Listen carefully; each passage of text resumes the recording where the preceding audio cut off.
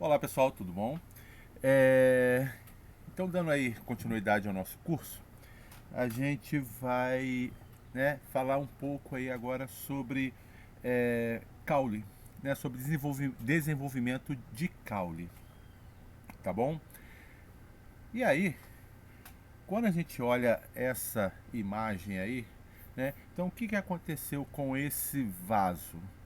Então aqui a gente tem um vaso com uma planta e essa planta está tombada, certo? O que vai acontecer com essa planta que tombou? Isso é uma coisa que acontece em casa, no jardim ou de forma é, natural, né? Então, é, mesmo em lugares que não seja um jardim, uma planta pode tombar por um vento e tal e cair. E o que vai acontecer com essa planta? Vamos ver aqui?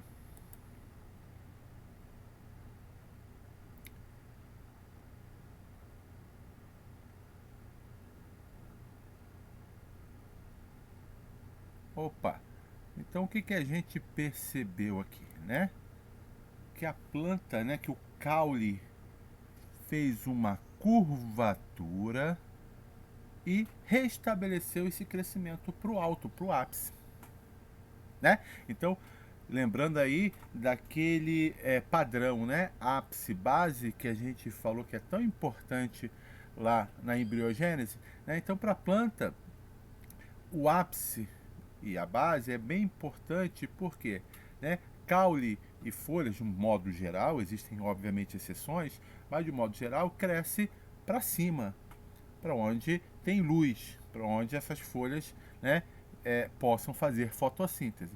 Então, esse redirecionamento do crescimento do caule, que estava na horizontal, que não é ideal, ele é feito através dessa curvatura do caule.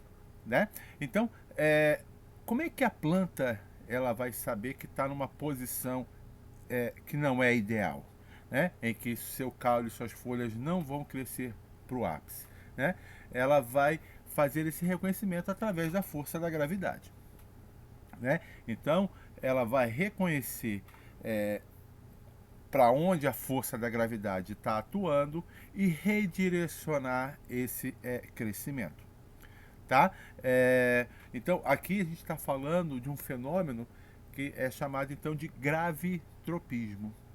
Em alguns livros vocês vão encontrar também a expressão geotropismo, mas gravitropismo é uma expressão mais digamos, melhor aplicada.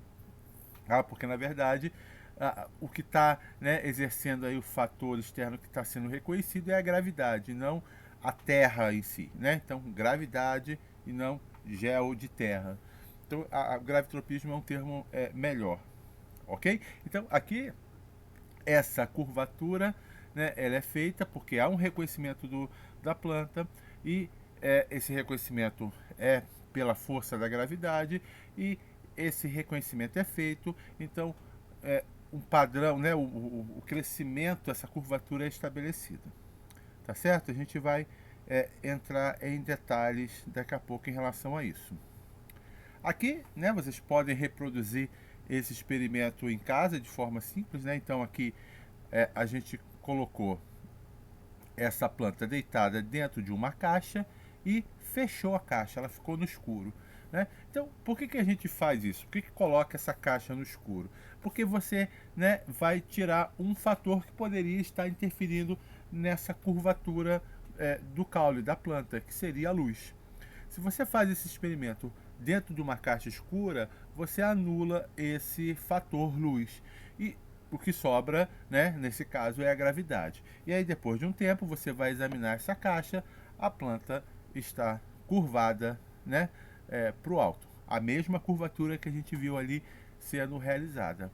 Então, novamente, a gente está vendo aqui o gravitropismo.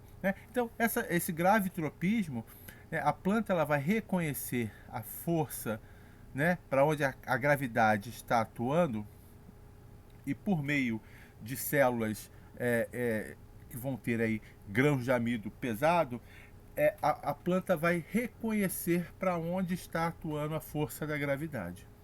né? E aí, a partir desse reconhecimento, ela vai redistribuir a auxina dentro da planta, dentro do caule, tá? E essa redistribuição da auxina vai fazer com que um lado tenha mais auxina, tá? E o outro lado do caule tenha menos auxina, tá certo? A gente vai vendo isso aqui ao longo aqui da nossa conversa. Bom, aqui tem um vídeo que é muito legal. Infelizmente eu vou ter que tirar o som porque é uma música dos Beatles, né? As plantinhas elas estariam dançando ao som da música dos Beatles. Mas como esse vídeo vai ser postado no YouTube, pode ser que eles, né, caçem o vídeo por conta de direitos autorais. Então eu vou tirar o som, tá?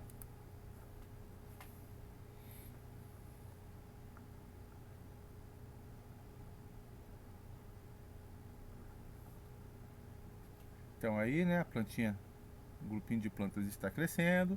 E aí tá tocando uma música nesse vídeo, né? Como eu falei, é uma música dos Beatles, então, né, aquela música Here Comes the Sun, né? Então, junto com a música parece que a plantinha tá dançando para lá e para cá, né? Então, o que está sendo feito aí nesse experimento, né? A pessoa ela está alterando a fonte, né, a direção da luz. Ora está aqui, então as plantas estão crescendo em direção ali. Ora ele muda a fonte de luz para essa direção. As plantas, né, vão para aquela direção, tá certo? E aí ele fica nessa brincadeira, ó, mudou para cá de novo. Então as plantas viram para o outro lado. E elas ficam nessa dança frenética para lá e para cá. A gente não consegue ver esses movimentos, mas as plantas estão a todo momento fazendo esse movimento de lá para cá, de lá para cá. Só que é tão lento e a gente não consegue observar, né? Nesse caso aqui o vídeo ele foi gravado, né? Várias imagens foram sendo capturadas e depois elas foram, né? Elas foram juntadas e feito esse filme aí, tá? Então, classicamente o que a gente está vendo aqui é um fototropismo, né? Então aqui é a luz que está influenciando o crescimento dessa planta para lá e para cá. Não é a gravidade foi no outro exemplo que a gente viu, tá? Obviamente, né, quando você está a planta aí num ambiente que não é controlado, ok? Esses dois fatores, né, estão ali e a planta vai responder esses dois fatores de forma concomitante, tá certo? Mas quando a gente isola os fatores, a gente consegue ver as respostas para cada um desses fatores, tá certo? Aqui um outro videozinho, que é um experimento clássico também, para experimentar esse fotossíntese. Então, construir uma caixa, e essa caixa tem um buraco e sai com um buraco externo, tá? Então, essa caixa ela fica fechada, ela fica totalmente fechada. E você coloca a planta ali, né? Então ela vai passar por esses buracos até chegar ao final da caixa, tá? A saída da caixa, tá? Em busca dessa luz. Novamente a gente está vendo aqui uma resposta de fototropismo. Isso aqui é um experimento bastante clássico se encontrar aí na literatura botânica. Então a gente está falando novamente de um fototropismo. Então, se você vai aí mundo afora, existe, né, na Europa, nos Estados Unidos, existem brinquedos científicos, né, bastante difundidos.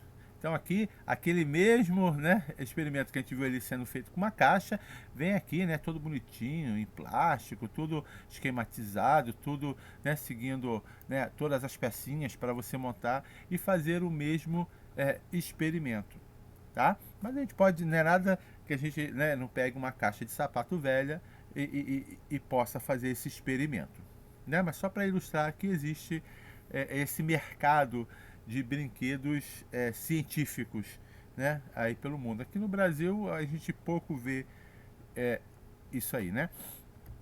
Bom, aqui eu queria mostrar um outro vídeo para vocês, e aqui é interessante que no início do vídeo mostra um pouco desse crescimento das gavinhas. Percebam só como é que ela faz, ó. Então a gavinha, a planta fica nesse movimento o tempo inteiro, tá, gente? Ela fica nesse movimento o tempo inteiro.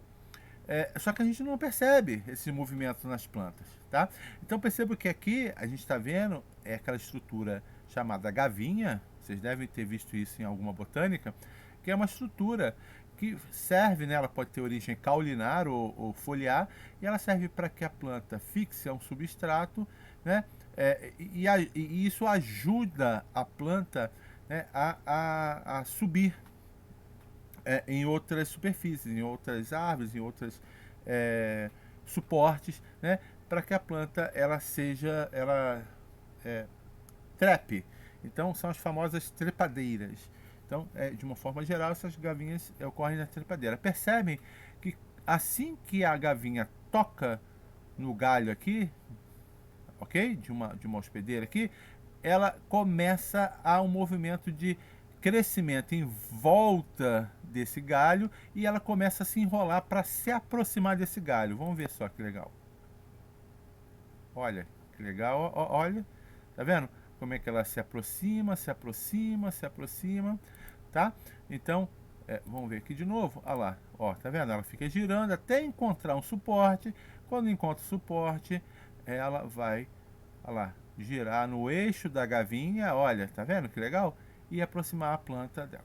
Aqui a gente está vendo a resposta aí, né, de um fototropismo. Então aqui, ó, tem uma fonte luminosa e classicamente, como a gente já viu, né, esse caule crescendo em direção à fonte luminosa, fazendo essa curva. Aqui é interessante que os caras fizeram um experimento que na ponta do caule eles botaram um saco preto que não permitia a passagem da luz. Tá? Então, esse saco preto aqui, quando se colocou esse saco preto na ponta da planta, vamos ver o que aconteceu. Ou melhor, a gente agora vê o que? O que não aconteceu. Ou seja, com esse saco preto aí na ponta do caule, a planta não fez uma curvatura em direção à luz. O que isso sugere?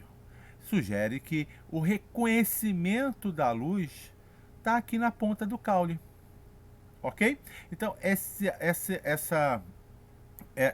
reconhecimento é feito na ponta e vai então determinar a curva do caule em direção à luz. Então o fator que faz esse reconhecimento são chamados de fototropinas. Então existem fototropinas aqui no ápice do caule que elas vão reconhecer de onde está vindo a maior intensidade luminosa, do caso aqui, né, dessa direção, e vão então promover uma reação que vai então fazer a redistribuição da auxina no caule, certo? E essa redistribuição da auxina é que vai fazer a curvatura do caule, tá bom? Então vamos seguir. Tá vendo lá, ó? Ela não fez a curvatura. Não houve esse reconhecimento. Aqui novamente, né, o que a gente viu em relação ao grave tropismo, né? Então a planta na horizontal voltou a crescer para o ápice. Eita, teve um erro aqui de reprodução, né? Então vamos seguir adiante. Então o que acontece, né? Então nessas respostas aqui de fototropismo, como a gente viu, tá? O que vai acontecer?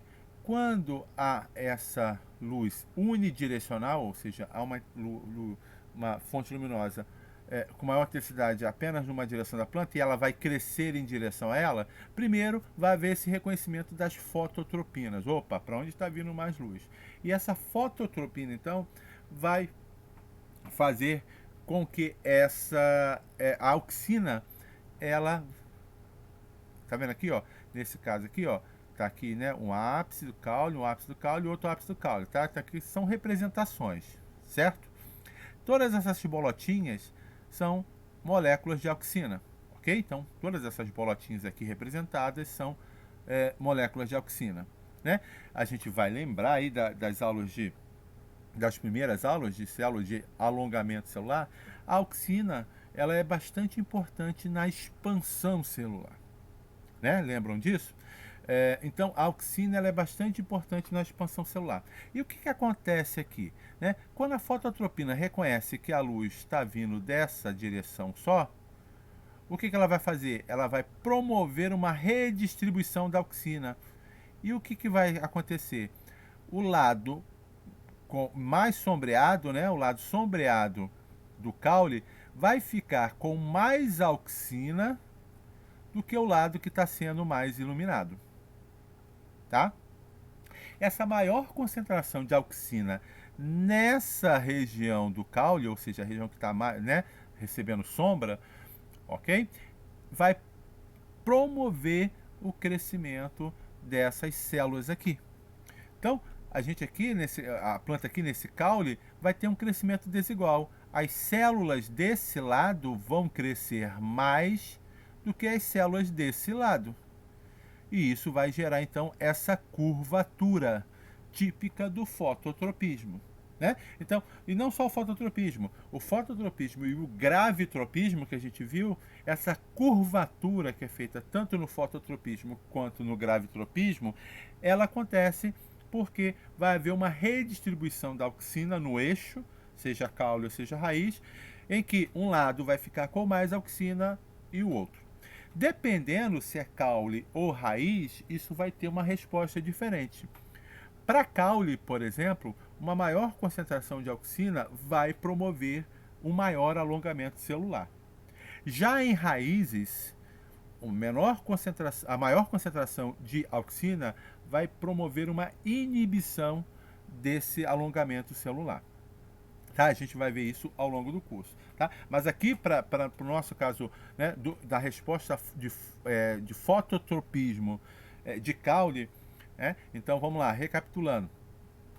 A fototropina reconheceu que está vindo uma luz só numa direção, ela vai promover a redistribuição da auxina. Então vai ter mais auxina no lado sombreado do que no lado iluminado. Essa maior auxina nesse lado que está sombreado vai fazer com que essas células cresçam mais do que o lado que está sendo iluminado. Isso vai gerar essa curva típica que a gente vê em fototropismo. Tá bom? Bom, uma outra coisa que eu queria aqui conversar com vocês é isso aqui, ó. Eu tenho aqui um pé de feijão, então aqui tem uma folha, aqui tem outra folha, né? Então aqui é o caule do pé de feijão e a folha saindo aqui, a folha saindo aqui. Aqui na base das folhas nós temos gemas, ou seja, regiões meristemáticas, são as gemas axilares, né? Então, o que aconteceu aqui? O pesquisador ele veio aqui e cortou esse caule principal do pé de feijão. Quando ele cortou esse caule aqui, olha aqui o resultado. Aquelas gemas laterais se desenvolveram. Ok?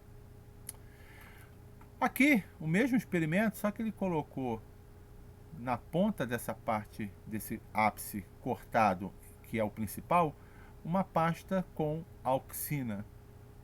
Qual foi o resultado? Não houve crescimento das gemas. Tá? Então aqui o que a gente está vendo aqui é uma resposta que a gente chama de dominância apical do caule. Ok? E essa dominância apical do caule ela é promovida pela auxina. Então, as extremidades da planta, né, caule e folhas, são grandes produtores de auxina. E essa auxina desce. Ela é produzida no ápice da planta e desce.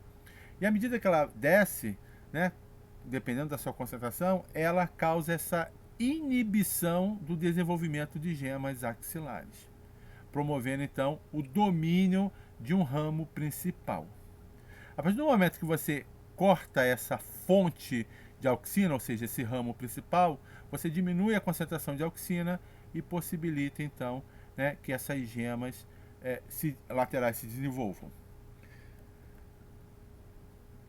Vamos ver se esse vídeo passa aqui, porque tem uma parte aqui que eu queria... Aqui, ó. Olha aqui que legal, né? Tá vendo? Ó, aquele experimento cortado e olha as gemas laterais se desenvolvendo. Tá bom? Então aqui a dominância apical foi quebrada, possibilitando que essas gemas laterais se desenvolvam.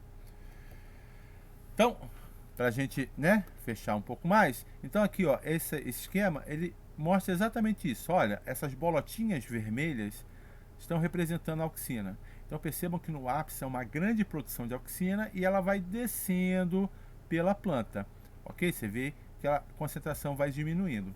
E perceba que à medida que a concentração da auxina vai diminuindo ao longo do caule, olha que as gemas, elas se desenvolvem mais. Quanto mais próximas do caule, do ápice principal, menos desenvolvidas são essas gemas. Perceberam isso? Quando se corta esse ápice e essa fonte de auxina, olha o que acontece com as gemas. Elas se desenvolvem.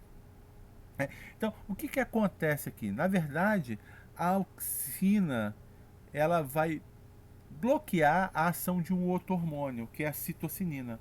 Então, é a citocinina, a gente já falou desse hormônio em algumas aulas passadas. A citocinina ela tem entre várias funções, uma que é desenvolver gemas. Ela tem essa função de promover o desenvolvimento de gemas. Então, alta concentração de auxina inibe a atuação da citocinina e ela então não vai promover o crescimento das gemas. A partir do momento que você corta essa fonte de auxina, você interrompe a inibição da citocinina sobre as gemas e elas podem então se desenvolver, tá? Então isso é o que a gente chama de dominância apical do caule. Isso os jardineiros conhecem isso muito bem. Então aqui, ó, temos o caso de uma amendoeira, que é uma planta exótica, né? E muito comum em beira de praia. Percebam o quanto ela cresce. E ela cresce muito mais do que isso. Mas se eu chego aqui e corto esse ramo principal dela, eu quebro essa dominância apical, o que vai acontecer?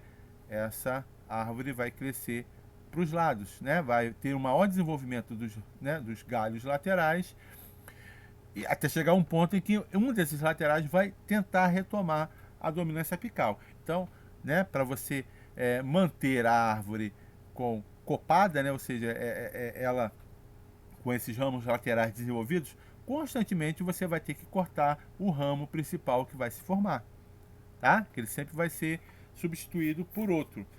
E aí você quebra essa dominância apical. Os jardineiros, como eu falei, sabem muito bem dessa técnica. E aqui, essa dominância apical do caule, ela determina muito a copa das árvores. Tá? Então aqui eu vou trazendo um extremo para vocês, essas copas que são de pinheiros, né? Então aqui tem o mesmo formato dessa outra imagem, só que aqui a gente consegue ver melhor os galhos laterais, ó. Tá vendo aqui, ó? Os galhos laterais. Quanto mais se distanciam do ápice, maiores eles ficam, né? Então, o que é isso? Isso aqui diz que então essa planta aqui, a dominância apical do caule é muito intensa, tá? Então é produzida muita auxina e essa dominância é muito intensa e vai promover então essa formação de uma copa, né, bem piramidal. Se você tem uma copa de uma árvore que é mais arredondada, tipo uma mangueira, por exemplo, né, essa árvore tem uma menor dominância apical, né? Você não consegue ver um caule principal dominante, tá? Então, isso essa maior ou menor dominância apical vai determinar muito essa copa que a árvore vai ter. Tudo bem? Uma outra questão aqui que eu queria comentar com vocês, né, é o famoso pega de galho. Então, essa é uma fala muito comum, né? Não sei se vocês já ouviram da mãe de vocês, da avó de vocês, né? Geralmente pessoas mais velhas. Né? As pessoas vão perguntar assim, essa planta pega de galho? O que é o pegar de galho, né? Que o popular fala? Né? É o que a gente chama aqui na academia de estaquia. Então, quando você pega, né, uma planta, pega o galho dela e a partir daquele galho você produz uma planta nova, tá? Então, esse é o pegar de galho. Então, a partir de um galho, você, né, no caso, a gente chama de estaca, você forma um novo indivíduo. E como que isso é possível? Isso é possível novamente porque quando eu pego um galho e tem gemas aqui, nessas gemas tem a auxina desce, promove um enraizamento, tá? Essas raízes começam a produzir citocinina, essa citocinina sobe e promove o desenvolvimento da parte aérea, das gemas que vão produzir folhas. Quanto mais parte aérea, mais auxina produzida e desce e mais enraizamento. Tá? Então, essa estaquia, esse pegar de muda, esse pegar de galho, tá? É uma reprodução vegetativa que ocorre dessa maneira. Tudo bem? Aqui uma outra técnica, né, de propagação de plantas que é chamada de alporquia. Então, na alporquia, o que é feito? Né? Tem plantas que não conseguem pegar de galho, ela não enraiza se você retirar o galho e enraizar. Então, o que se faz? Se faz essa técnica de alporquia, que você seleciona um galho da planta que você quer propagar, arranca a casca, faz um anel em volta dessa planta e coloca em volta desse anel cortado saco com terra ou qualquer outro substrato que possa manter a umidade, tá? Depois de um tempo, o que vai acontecer aqui? Vai enraizar.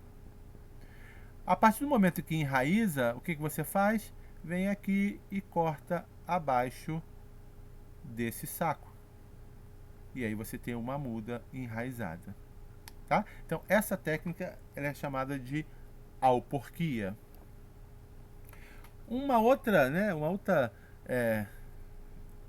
técnica interessante aí que as pessoas falam muito, né, os populares falam muito, principalmente, novamente, né, as pessoas mais velhas ou que têm um contato mais com a terra ou mais suburbano, né, que tem quintal em casa, normalmente vai comprar um pé de laranja e fala, essa laranja é enxertada? Né? O que é esse termo enxertada? Enxerto. Na verdade, é quando você pega uma planta, né? Então aqui, uma planta com raiz e parte do caule, você corta ela e você introduz nesse indivíduo um caule de um outro indivíduo. Então a gente faz muito essa técnica, por exemplo, se eu tenho um pé de laranja que produz uma laranja muito gostosa, muito doce, né? E eu quero propagar essa laranja doce. Se eu propago por semente, eu não vou ter a garantia de que, né, nessa loteria da genética tenha um pé de laranja com as mesmas características dessa que eu estou chupando, dessa que eu gostei, tá? Então, o que eu faço? O que eu garanto, né, para ter aquela laranja que eu quero boa? Pego um galho dessa laranjeira que produz esse fruto que eu gosto muito e vou enxertar esse galho num outro indivíduo de laranjeira ou de limão, né? Ou seja, tem que ser do mesmo gênero, né? Aqui no caso das laranjas a gente fala de citros, que é chamado então de porta-enxerto ou cavaleiro ou cavalo, tá? Então ele é o cavalo e o cavaleiro, que é o galho da planta que eu tenho interesse, eu introduzo aqui e vou unir. Então percebe que aqui eu tenho dois indivíduos, eu tenho esse que é um indivíduo e vou, né, enxertar um galho de um outro indivíduo nesse aqui, né? Bota aqui uma fita e esse tecido entre os dois galhos vai cicatrizar. E aí eu vou ter agora visualmente um indivíduo, mas que tem genéticas diferentes, né? O porta-enxerto ou cavalo tem uma genética, tem frutos que eu não vou querer né? E ele não vou deixar nem ele desenvolver. E tem essa parte de cima, que é o galho daquela laranjeira gostosa que eu peguei e que vai produzir frutos tão gostosos quanto aquele que eu provei, né? Então, geralmente uma planta enxertada, eu vejo uma cicatriz na base do caule, tá? Exatamente essa cicatrização dos tecidos que são de caules de indivíduos diferentes, tá? Então, essa é a famosa enxertia aí que se fala popularmente. Bom, gente, a gente vai ficando por aqui. E não se esqueçam de olhar lá os materiais complementares, né? E estudarem, tá certo? E até a próxima. Fiquem bem aí. Um abraço. Tchau.